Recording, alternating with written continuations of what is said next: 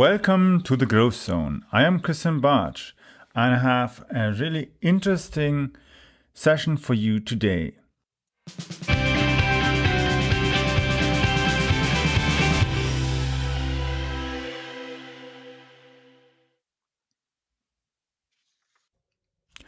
So, with me today is Brandi Bernoskie, and she's a digital strategies website developer and founder of Alchemy and AIM, as well as North Star Sites, companies that help entrepreneurs and business owners elevate their online presence and enhance their digital experience. She's an advocate for using technology in ways that humanize, connect, and serve people, as well as for asking deeper philosophical questions and teaching others to think more broadly about impact when they create, particularly in STEAM fields. So, what we will be talking about today's topic is creating impact with technology. And I have 3 questions for Brandi, and they will be about following topics. So, why is digital experience over digital presence more important than ever before? What's missing from STEAM fields and STEAM education? What should business owners look for as they consider new technology? Once we've discussed these 3 questions, we'll be going a little bit deeper into broad conversation and provide you, the listener, a broader insight in how you yourself, for your business, for whether you are a business owner, a startup, an entrepreneur, or even somebody who is in a management position and is having to decide how to move the business to the next level or solve any kind of challenge you've got in front of you. So let's get Brandi now on board for today's episode.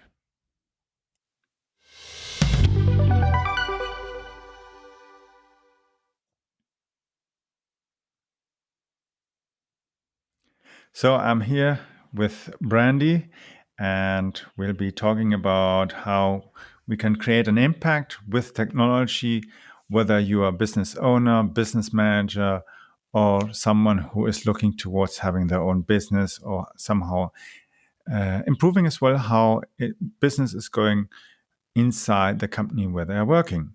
So, Brandi, can you please tell us a bit more about yourself? Absolutely. I started my company, which was really, I should say, I started becoming a freelance website developer about 7 years ago. And over the last 7 years, have moved from being a developer into really being a strategist for our clients. I have a lot of developers that we work with on our team that are phenomenal.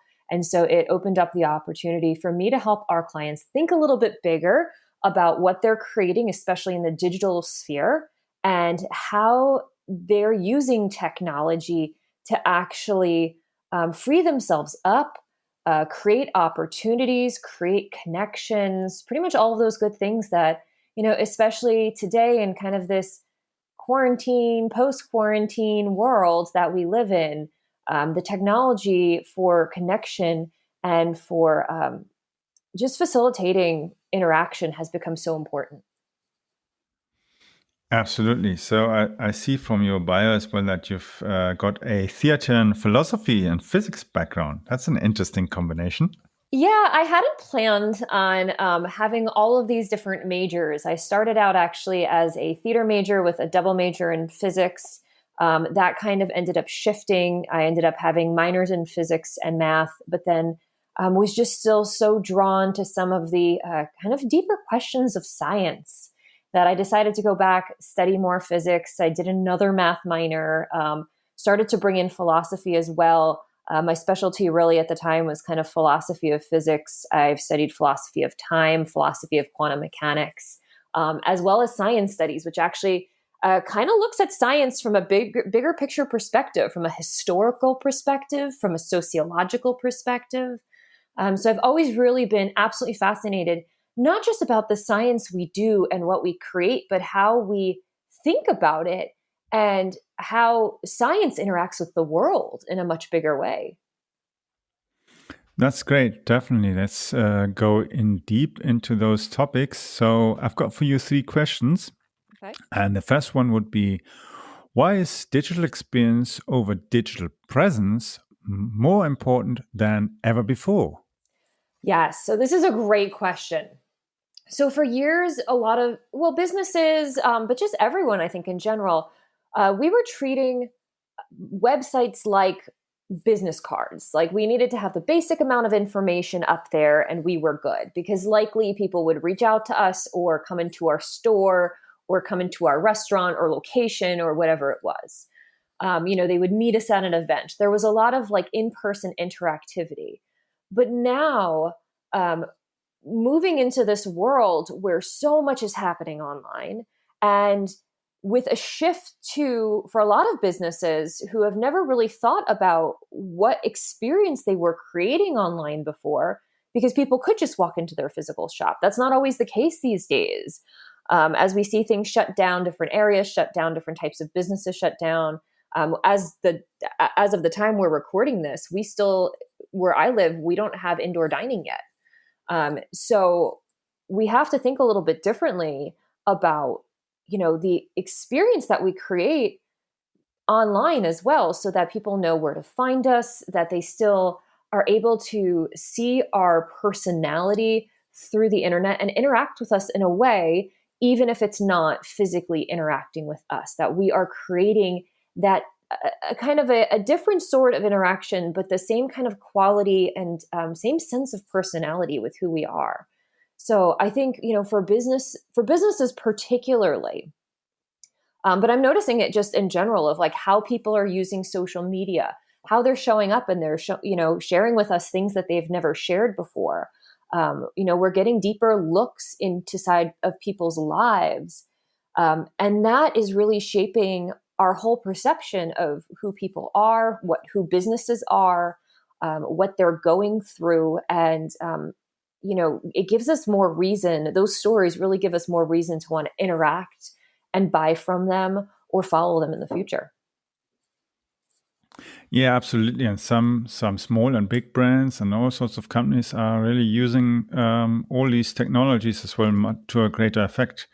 And as you said as well, in certain regions of the world, shops or restaurants are still closed, or maybe they're allowed at least to serve outside, or you can at least take something away. I know how it was like here as well. And just recently, I know when we used to go and get some stuff quickly with family, then you always had an issue whether you could everything would work. And some of them even more emphasize as well the use of apps, Mm-hmm. especially like, for instance, McDonald's used as well their apps to a greater experience. So you could even order your food already before you even left your home. And by the time you arrived with your car on the drive-through, the system already noticed and recognized you, and then partly showed you, told them to prepare the food already. So whilst you actively were in line, the food was being produced freshly and it wasn't standing like half an hour or so in the kitchen getting cold. Yeah. Yeah, that's a Absolutely. great example. And I think what's a lot of fun is thinking about how as you're creating this digital experience on these apps or on websites, what you're really doing is you're kind of taking away all of like the basic work that someone would do. So when you pull up or when you go up to a counter and place your order, that's being taken care of online. So it's almost like there's more opportunity for human to human interaction and conversation beyond the question of what would you like to order. Exactly. And you see that, for instance, as well with that example of McDonald's, because then you get your emails, your newsletters, and so on, and they highlight, okay, we've got these and these new products, we've got these special offers, or our restaurants in these and these areas are now allowed. You can dine in from that date. That's what we had here as well.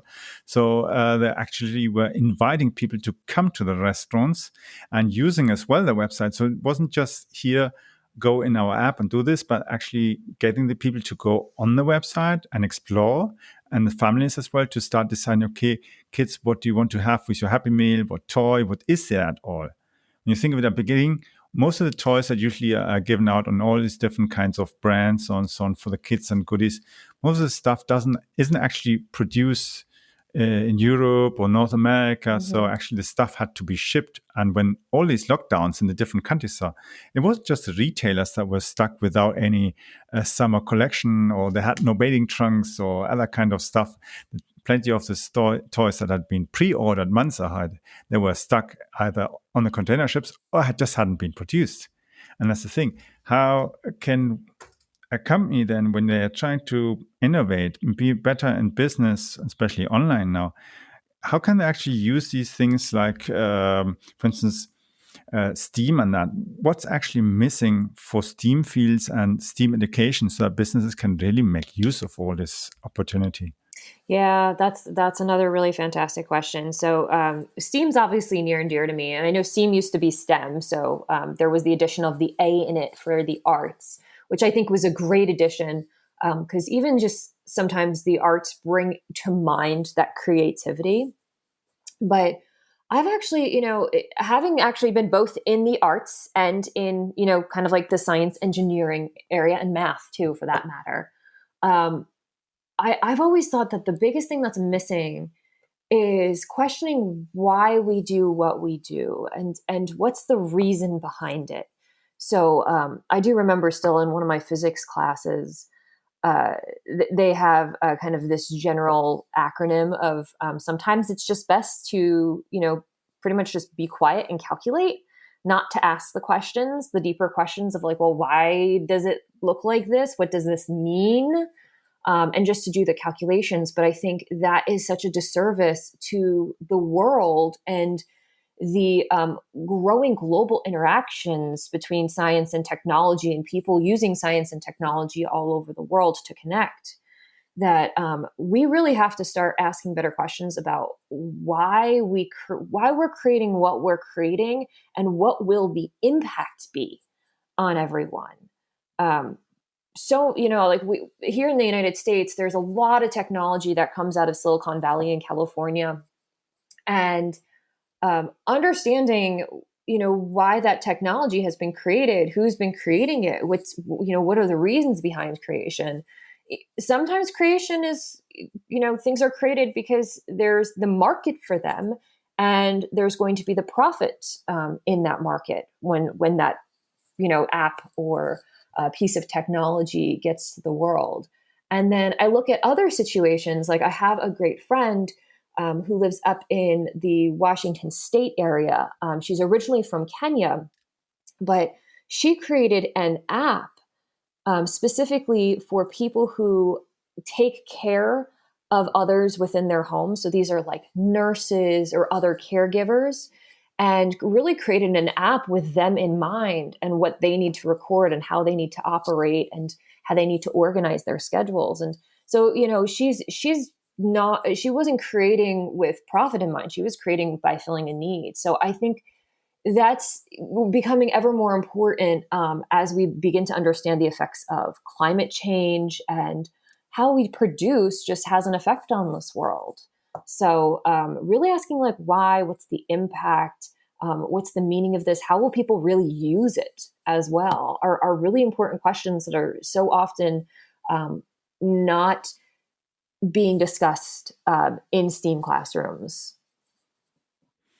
Yeah, and that's, as you say, the why actually is the most important thing, and that's actually what protects us well, all these innovators and companies against competition, because Yes. if they have a unique why, it's the why that you can't copy. You can copy the how it's produced and so on, but if the why isn't there with the others, it's just a fake product.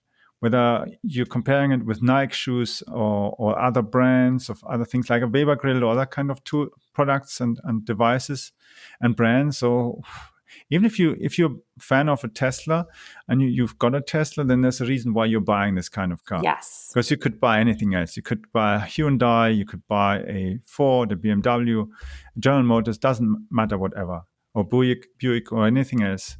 But if there's a why where you say, okay, I want to have these things, and I like what Elon Musk is doing, and I like this and this, and I want to do this and this for environment, and I want to have a smart car that looks beautiful and enjoy the ride, then that's maybe the why that somebody else, if they don't make the effort to find their own why, you just can't copy it.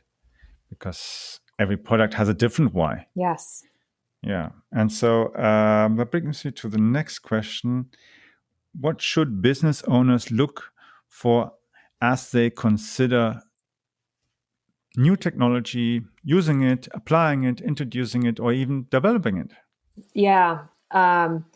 So I think new technology is so often so intimidating for business owners. I mean, unless you're actually in the business of technology itself, it can feel a little overwhelming. And when my clients come to me, and they'll come to me, say, just for the website, but they don't realize that I am going to really help them dig into like all of the technology that they're using and ask them questions about why they've chosen what they've chosen. Because the best technology and the technology we need to look for is the technology that's going to make our lives easier or allow us more connection. So really the first thing that anyone when they're engaging with new technology needs to think about would be like, is this going to help me achieve the goals that I want? So even if that's personally, even if personally you're thinking, I really want to be more connected with my family, so I'm going to download this new social media app. Is that really the quality of connection that you're looking for with your family? If you're a business owner and you're looking to market more, and same thing, you find the same app and you're like, hey, maybe this will help me market. Are your ideal clients there? So I think really thinking about technology in relation to the bigger goals that we have, and also understanding like what it will allow us to do, where we may have to learn how to use it better. There's always that kind of element of making sure that you educate yourself on the use of the technology so that you are maximizing the use of it. But I think really it comes down to like just understanding goals first, and then how that technology can play into the goal that you have. And I think the key, especially these days, there's so many apps coming out. I think almost like on a daily basis, it feels like that. Making sure you're giving yourself the time to experiment a little bit. That that you don't have to like permanently commit to using the app for forever. You can see if it works. You understand what your measures are for success, personally or with the business. Absolutely. I mean, I think it's just of apps. Apps are anywhere in life. There are even apps for pilots where you've got your weather data, like for flight, and that you've got your weather maps, you've got your aircraft maps, your route maps, your frequency maps, all the different kind of things that you need, and you've just got it on your lap instead of having, these old heavy cases that pilots used to carry around, and you always used to recognize them not only just by the stripes on the uniform, but actually they had these huge pilot suitcases. And nowadays you just use your iPad or your tablet or so, and it's super easy and fast, and they've got everything. And they've got the maps are like for the whole world, and it weighs less than the cappuccino, maybe. Yeah. Yeah, it's amazing to think of how much information fits into our devices these days and how much they're capable of doing. I even think back to when I graduated college. It was 2002, and I took a little trip to Ireland. And I remember being in this like little market in Galway, and someone being like, "Oh yeah, if you wanted to get in touch with me again, text me." And I was like, "Text? What is this thing?" And we've gone so far from, phones as just phones to devices that we can text people on to really these, mini computers that allow us to have so much information and data at our fingertips, and so many ways that we can use them. But I that's why I kind of feel like it's still really important to be very conscious about what you're putting on there, so that you're using it wisely. Absolutely. And when you think of it, even Gary Vee is using texting now again much more intensively for all his wine texting and all these different things. It's so interesting because you can use texting in all different sorts, whether you want to remind guests for an event or other kind of things or promote stuff. And it doesn't actually show actually that texting is there. It shows that actually there are multiple ways that we can connect and reconnect. And even a text message can even drive you towards a website. For instance, you've ordered something online and you get a text message from UPS, DHL, or US Mail, or whatever, that your parcel is arriving. Or Amazon uses that the same thing. They don't just push a message to their app. They use as well a text message as well. In certain areas, they send an email. So you've got multiple ways to actually be reached as a customer. And they can as well rebrand, repost, and as well increase the level of quality and interaction. So there's a multitude of things that people can really do. And that's quite an awesome development that we're using all the different kind of platforms from old to new. And there's lots of stuff that aren't even aware that is coming and it'll be there. So we never know. Maybe in a few years there won't be any apps. There'll be something different, and that'll be even easier and faster. Yeah, the future is so unknown and exciting, and I think that's why it's great to kind of be in technology and be just helping people think about technology too. Um, it's kind of I have found even as apps have emerged, it's still kind of a treat when you see someone with like an old flip phone. And they've made that decision for that reason. Like they're actually like, I don't want the apps in my pocket. Like I sometimes just want to have just a phone on me so that I'm not distracted by all of the technology. And that's possible at that moment. Absolutely, and that's I see my mother as well asked me as well once to go and get a Nokia phone again. There was a revival of the Nokia Yeah. original Nokia phones, the 31110, and then I got her that one, and she was happy. Now, I'm trying to get it over to an iPhone, and Yeah. she's refusing. I say, no, I only want to use the phone, but we can't reach you. You always switch it off again.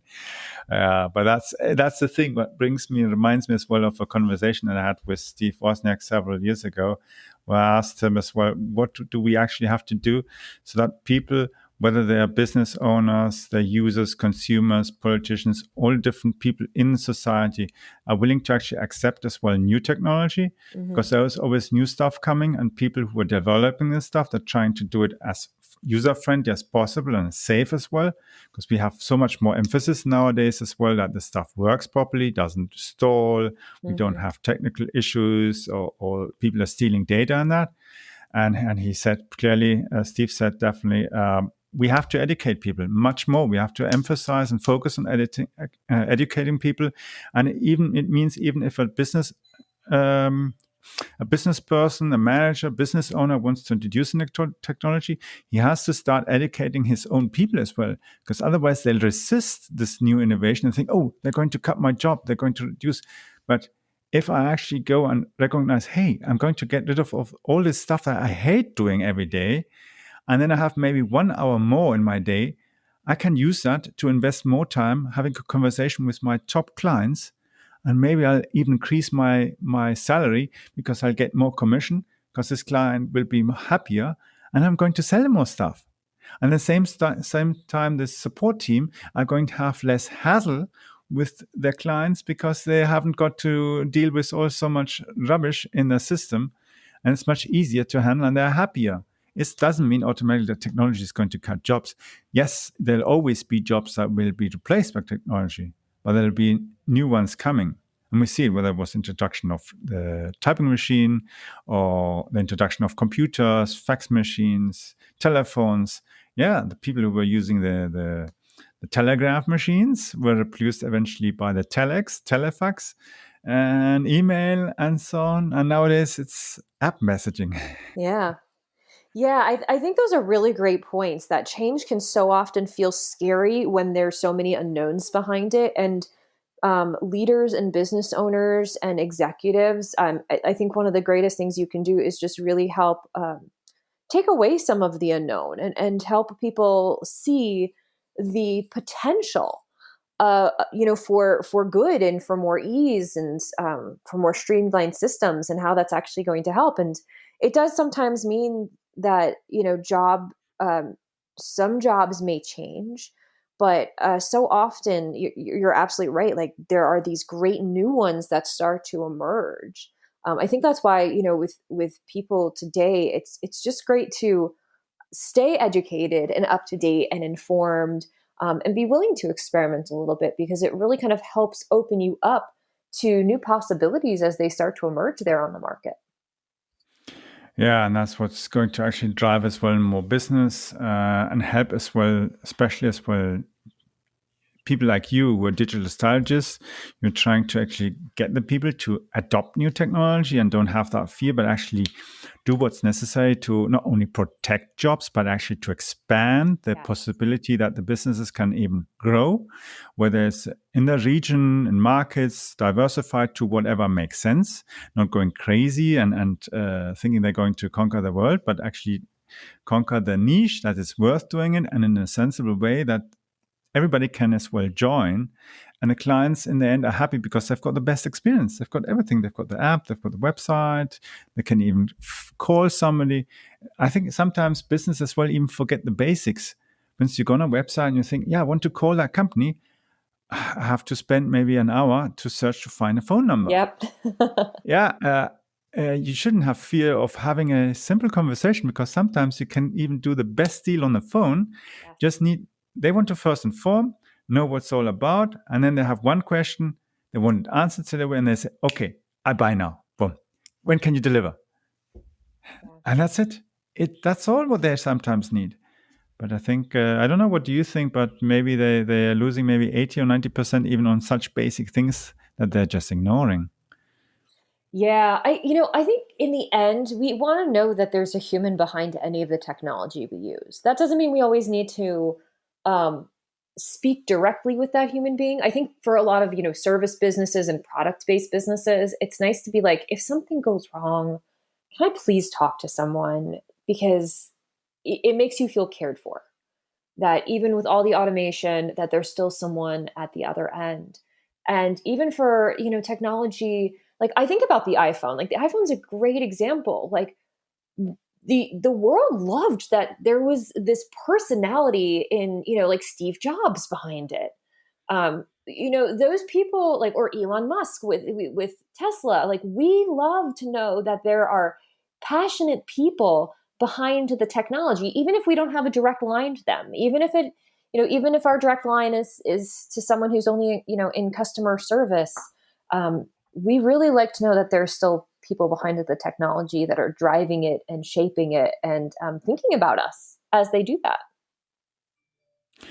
Absolutely, and that's what brings us actually to all the ideas of what you can do and how many businesses and as well innovators.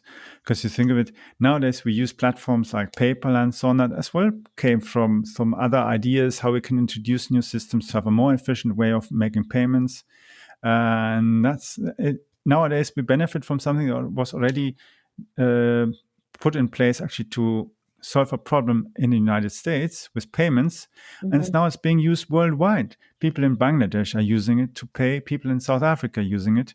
In Germany, in Europe, UK, everywhere, people are being paid, making an income. You buy something on eBay, you pay it with PayPal or bank transfer or credit card. You can combine PayPal even with American Express cards and so on.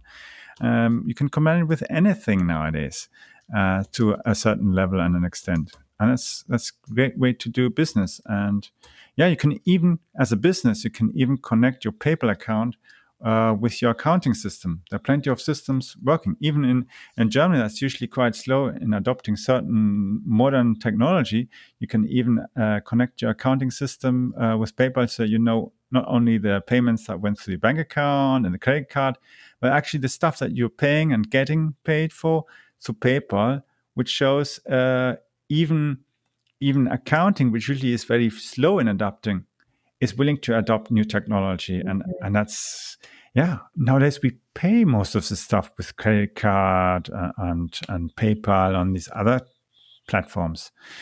And that's good. And definitely that's, when I think of that, I see, as you said as well, with the arts and the science and the philosophy, I think about how can make people's lives better. Yeah. That's always, I think it comes down to that over and over again, is asking ourselves the question of like, how do we make our lives better? And that's, I ask my clients to ask that questions of themselves for like, so how do I make my life better? How do I take things off my plate maybe that I don't like doing? And technology opens up opportunities for that. But then how do you make the lives of your clients or customers better? How do you help them feel more guided and cared for? That's really what we're looking for from businesses and just people in general. We love feeling guided and cared for. Yeah, and that's what people are most often missing. They're missing out on all these opportunities where they could really improve their own businesses, their own lives, and that of their customers as well and their employees. There's less stress, less power, less pressure on different areas, and more profits, less cost, and happier clients. When you think of it, if you've won one client, complete a new client, it's the hardest thing is to get a new client. Costs more. And that allows as well the people to just really increase and grow the business and the profitability. Yeah. Yeah, so it was great having you here on our show, Brandi, and I'm looking forward to our next conversation in the future for other fascinating topics about technology and as well how to humanize connections and all these things. Well, same here. And thank you so much for having me. This has been an absolute treat to have this conversation with you and to dig into technology and really all it can do. Yeah, absolutely.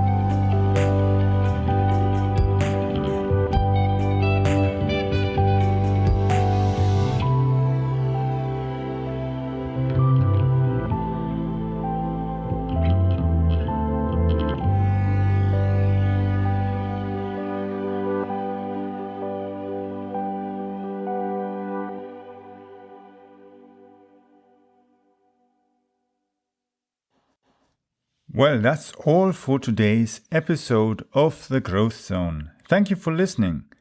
Make sure you subscribe to the podcast on iTunes or Spotify so you never miss an episode. Plus, if you haven't got your signed copy of the marketing book, stop by on our website at book.prmediareach.com and hurry because the reserved batch of signed books are almost sold out. So, the address is book.prmediareach.com. I'll repeat, book.prmediareach.com.